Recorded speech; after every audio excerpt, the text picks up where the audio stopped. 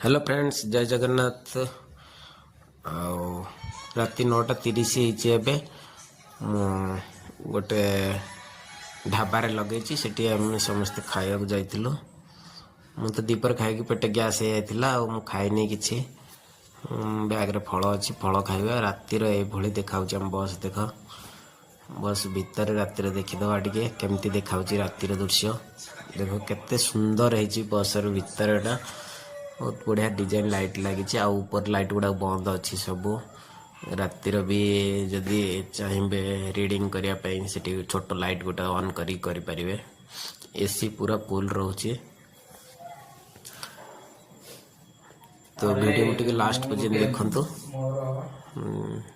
जदि ओडिशा रू बेंगलोर जाऊे बस रे गले कि कौन असुविधा ना ट्रेन ठार जल्दी आसी पहुँचुची घंटा घंटा रोचे परिश्रा झाड़ा जावाई स्लीपर एमती सीटा अच्छे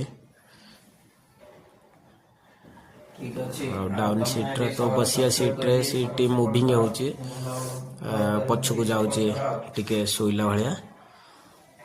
तो मो पार फल थिला मु फल खाउथली। तो फ्लिपकार्ट रे काटी परिबे टिकेट सब धेरे अवेलेबल अच्छी ऑनलाइन रो 2 दिन आगु काटिबे आपण मानकु टिके डिस्काउंट पड़िबो। मु 2 दिन आगु काटि मोर मात्र 1500 टका पड़ता मो पाखर जी भाई बसते सी 2100 टका पड़ता मत कहले तुम 1500 केमी है मुझे मु 2 दिन आगु काटी टिकेटा। तो सी टिके आगु काटी जिते पाखापाखि काटे से भल किंतु 2 दिन आगु काटा निहाती दरकार ना टिकेट मिलवानी फिर हैरान होपर दिन जावाक पड़ो। आउ बस रेटी वेटिंग करने हॉल अच्छी शामली तरफ